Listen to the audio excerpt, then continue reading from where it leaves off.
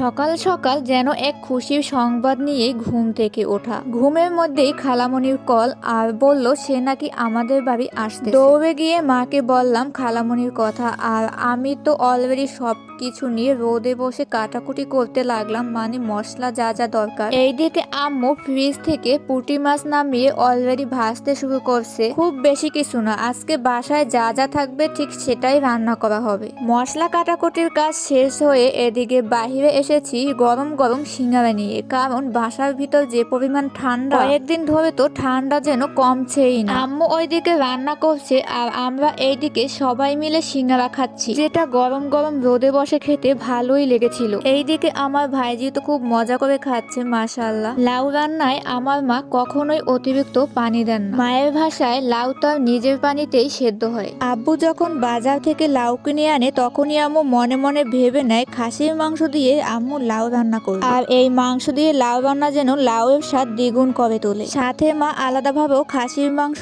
ভুনা করেছিল।